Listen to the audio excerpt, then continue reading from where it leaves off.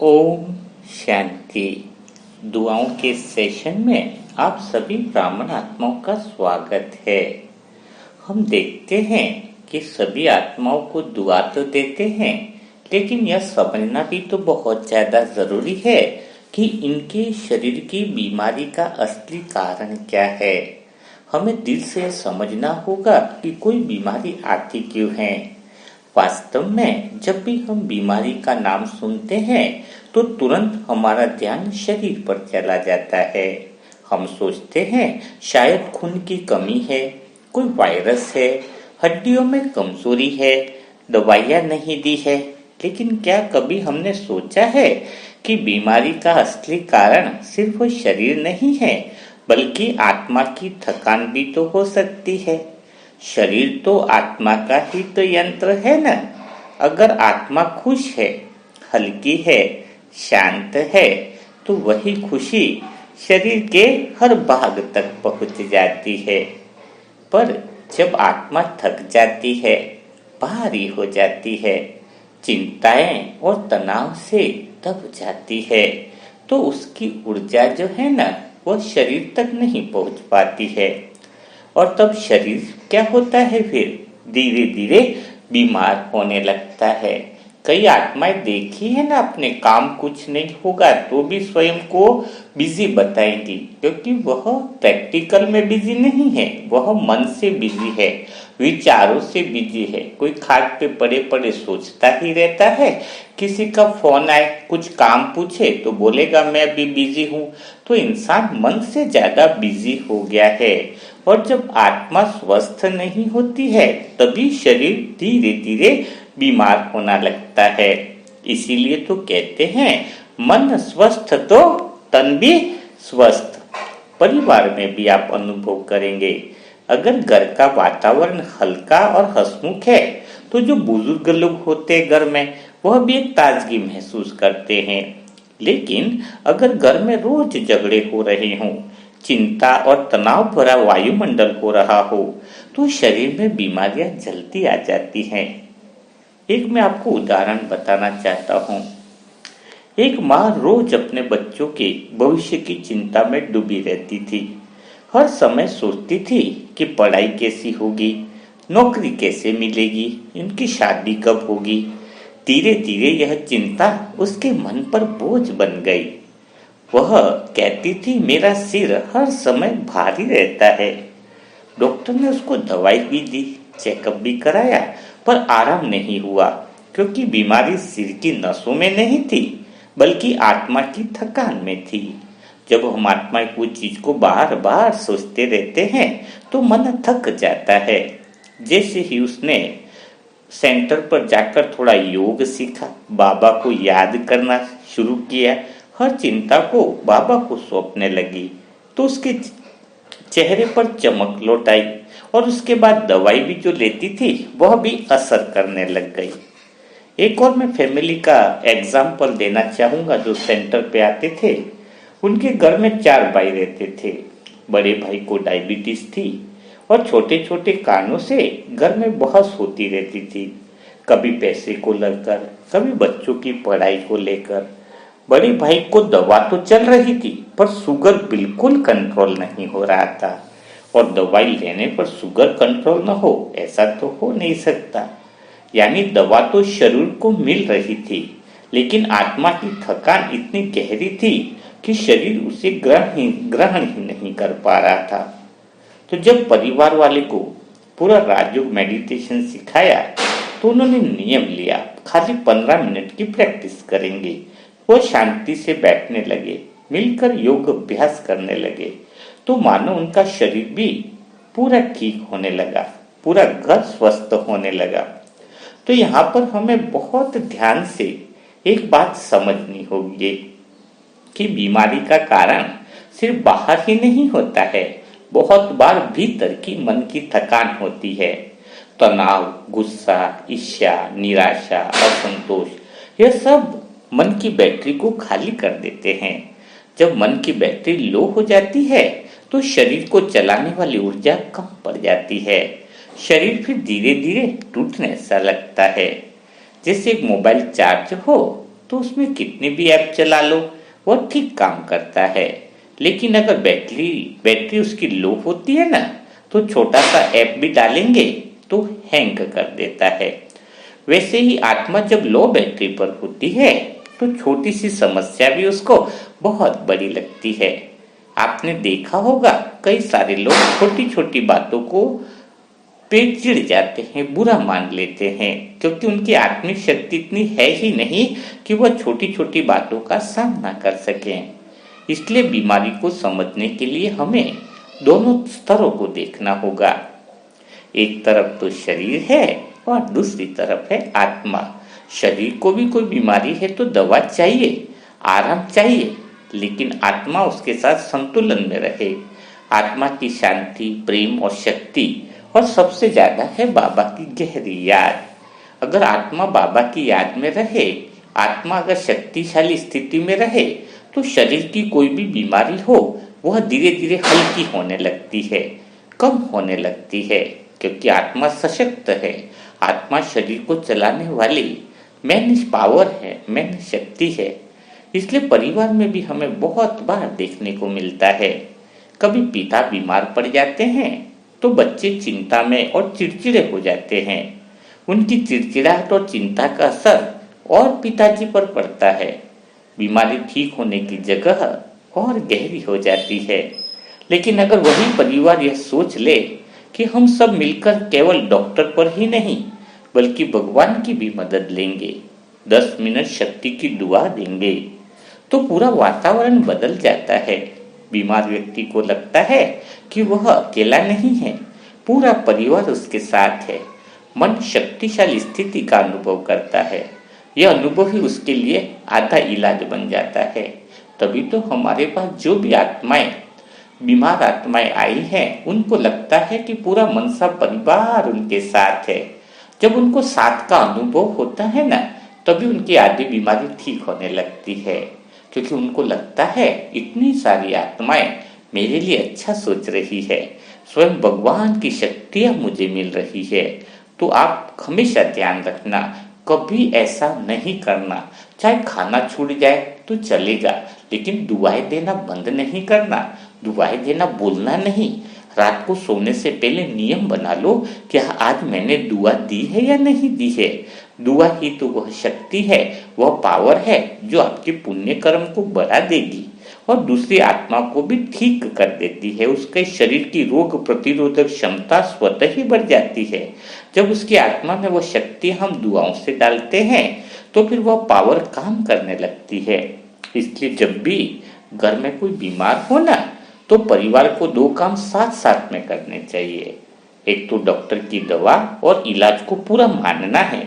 ऐसा नहीं कि योग में बैठे तो दवा की जरूरत नहीं है, नहीं, दवा भी पूरी लेनी है, इलाज भी करना है, लेकिन रोजाना आत्मा की भी दवा लेनी है, अर्थात बाबा की याद, वह शांति की दुआएं। उससे एक बहुत सशक्त पावरफुल वायुमंडल बन जाता है। अगर परिवार में रोज यही सोच फैले कि हम बहुत पावरफुल आत्माएं हैं, हम बाबा की संतान हैं, हम मिलकर सबको बीमार आत्माओं को शक्ति भेज रहे हैं, तो केवल रोगी ही नहीं पूरा घर भी स्वस्थ होने लगता है। तो अब यह समझ लीजिए कि बीमारी का असली कारण केवल शरीर की कमजोरी नहीं है, बल्कि कई बार आत्मा की थकान है। और इस थकान का सबसे बड़ा इलाज कौन सा है? बाबा की शक्ति को याद करना, अपने संकल्प को शुद्ध बनाना और परिवार में दुआओं का वातावरण बनाना। यह दुआओं का वातावरण जो मनसा सेवा ग्रुप में बनाया गया है, वो बहुत पावरफुल शक्ति पूरे ब्रह्मांड में काम कर रही है और यहाँ पर आने वाली आत्माएं बहुत अच्छे रिजल्ट पा रही है। यह किसी चमत्कार से कम नहीं है। कितनी सारी आत्माओं को बहुत बड़ा फायदा पहुंच रहा है। आप स्वयं को भाग्यशाली मानो जो भगवान ने आपको इस मनसा सेवा ग्रुप में चयन किया है। इस प्लेटफॉर्म पर आपको बहुत बहुत क्या स्वयं को भी दुआओं से पावरफुल बनाना है, बल्कि अन्य आत्माओं को भी सशक्त करना है। जब तुम्हारी आत्मा शक्तिशाली होती है तो बीमारी चाहे कितनी भी बड़ी हो, वह धीरे धीरे हार मान लेती है। क्योंकि शरीर के हर कोश को, हर भाग को ऊर्जा आत्मा से ही मिलती है। आत्मा में ही शक्ति है तो शरीर में जीवन है। आत्मा कमजोर है तो शरीर में रोग है। तो अब से केवल शरीर को मत देखो, हर रोग के पीछे आत्मा की स्थिति को ही देखना है। अगर आत्मा को प्रेम, शक्ति और शांति मिल जाए तो शरीर क्या होगा, स्वतः ही ठीक होने का रास्ता खोज लेगा। 100% यह बात है। तो मन को शक्तिशाली बनाना है।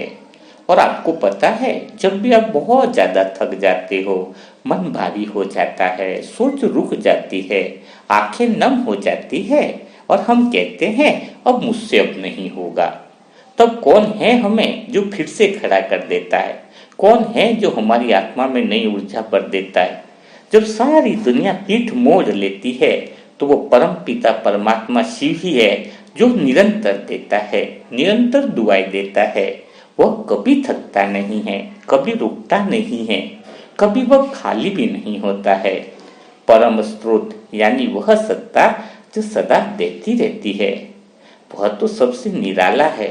उसके पास तो अपार शांति की शक्ति और दुआएं हैं जो हम आत्माएं लेकर चारों तरफ विश्व में फैला सकते हैं। वह तो ज्योति की किरण है, वह तो सूर्य है और हम उसकी तो रश्मियां हैं। जब हम आत्माएं उससे जुड़ जाती है तो सारी थकान मिट जाती है।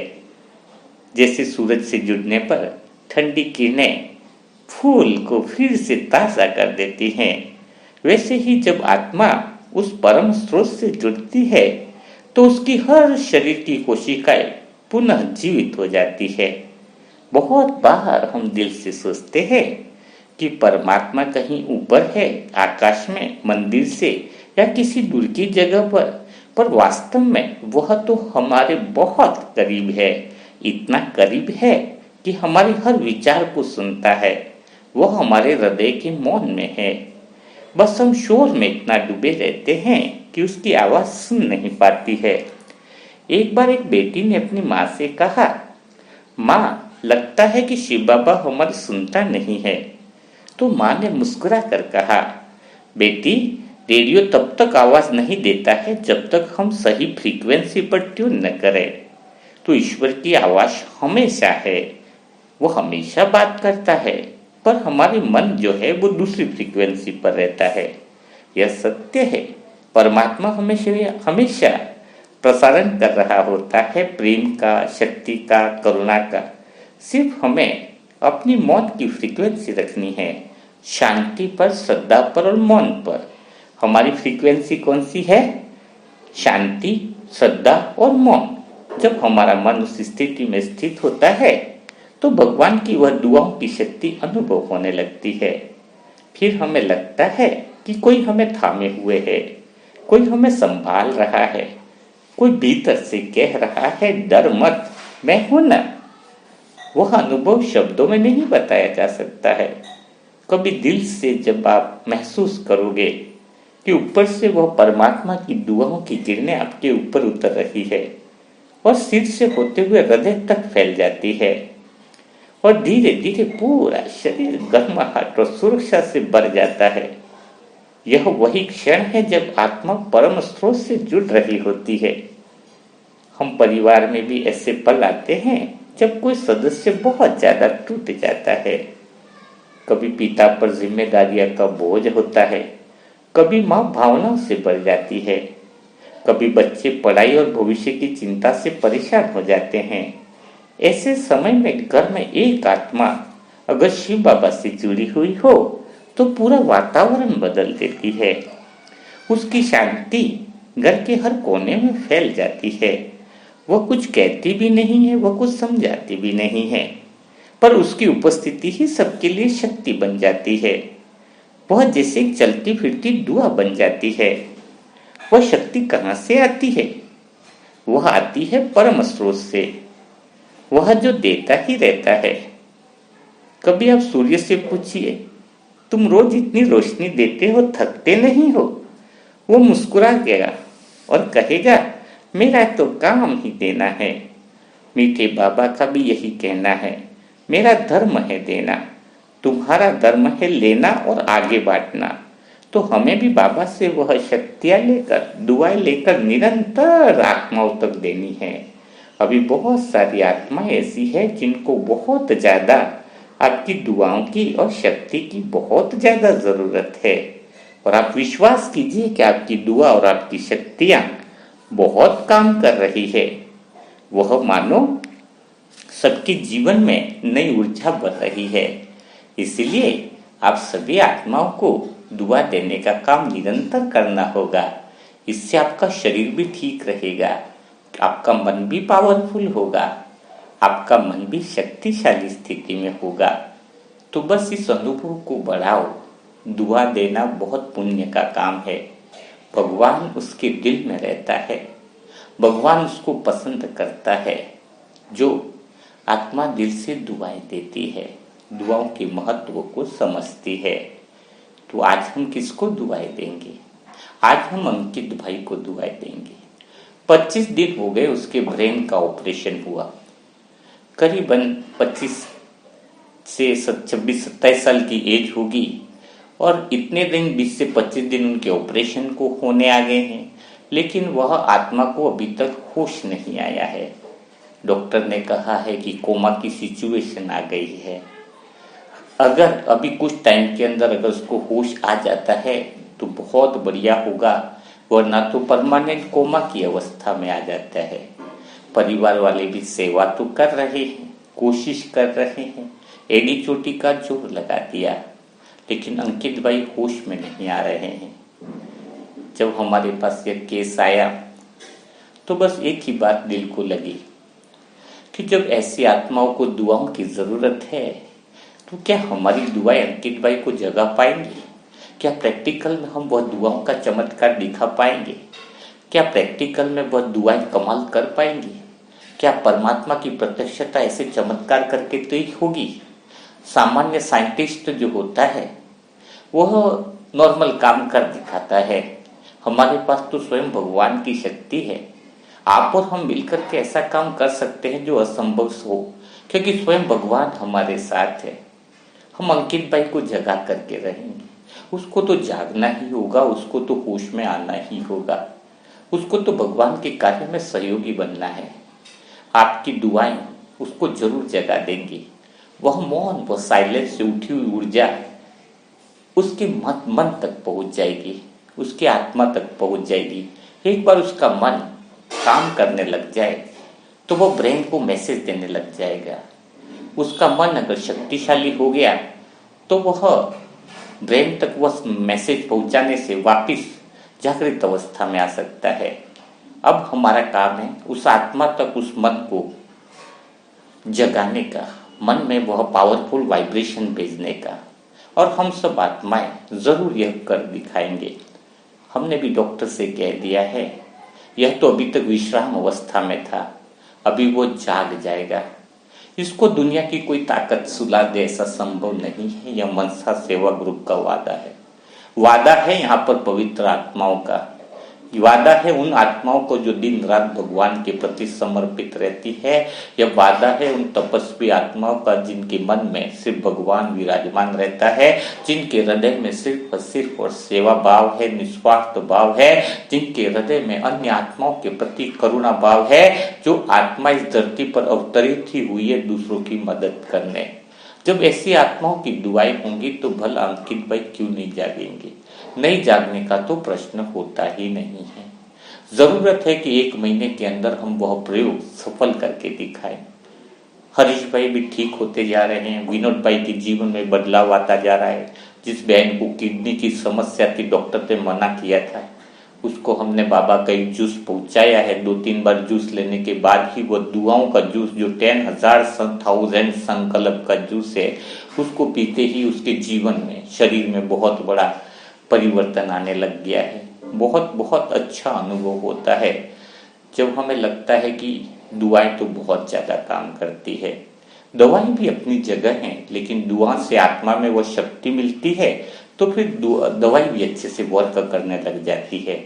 दवाई जल्दी असर करती है।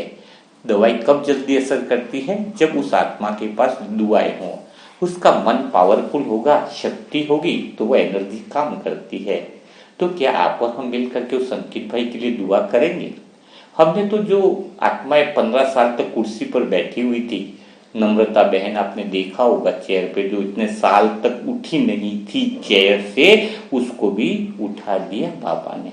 यह कमाल है दुआओं की, असंभव को भी संभव कर देने की काम जो करती है वो दुआ करती है। लेकिन अभी वापिस प्रश्न आया है अंकित भाई के लिए, तो हम सब मिलकर ढेर सारी दुआएं करें, लेकिन आज ही दुआ करें ऐसा नहीं। कम से कम अगर 1 महीना हम 10,000 संकल्प की दुआएं सारे ग्रुप की आत्माएं कर लेती है, तो उस आत्मा को जीवन में हम वापस जगा सकते हैं, उसको होश में ला सकते हैं, वरना वो आत्मा परमानेंट कोमा में भी जा सकती है। अभी थोड़ा सा चांस है कि हम उसको जगा दें, क्योंकि अभी अभी ऑपरेशन हुआ है, 20-25 दिन हुआ है, तो अभी चांस है कि उसको हम वापस जो है जागृत अवस्था में ले आए, वापिस वह सेवा में जुड़ जाए, वापिस भगवान के कार्य में लगे। उसके परिवार की पूरी आस हम आत्माओं पर लगी हुई है। हम मनसा सेवा ग्रुप की आत्माओं की तरफ उसकी आस है, उसकी नजर है। उस माँ की आंखों का क्या संकल्प को पूरा करोगे? उस माँ की आंखें पूरी मनसा सेवा ग्रुप को देख रही है कि काश कुछ ऐसा हो जाए कि मेरा बच्चा वापिस जाग जाए। उसकी माँ की आंखों में वो प्रेम और करुणा भाव दिख रहा है। उसके गले से तो मानो खाना उतरना भी कितना मुश्किल होगा। जिस बच्चे को बड़ा किया हो, उसका बच्चा ब्रेन में ऑपरेशन में साइलेंस अवस्था में बिस्तर पर पड़ा हो, तो आप और हम सब मिलकर किसी एक परिवार की आत्माओं को सदा खुशी में हम रख सकते हैं। सदा भगवान से वो विश्वास बढ़ने से भगवान से उनका मिलन करा सकते हैं। तो बस दिल से यही अनुरोध है, यही निवेदन है कि दुआ बहुत शांति से देना। 1-2 मिनट साइलेंस रहो, परमात्मा से बहुत शक्ति और वो दुआएं लेते जाओ, और तुरंत वो दुआएं अपने मन में भर कर मानो उसके पास ट्रांसफर हो रही है। थोड़े समय दो, लेकिन दिल से दो, फॉर्मेलिटी मत करो। जब आप दिल से दुआएं दोगे तो आपका भी मन पावरफुल हो जाएगा। तो बिना देरी किए अंकित भाई को ढेर सारी दुआएं दे दीजिए। और जो भी नई आत्मा है अपने पुरुषार्थ से जुड़ना चाहती है, अपना पुरुषार्थ बढ़ाना चाहती है, उसके लिए मोबाइल नंबर है 7202921969।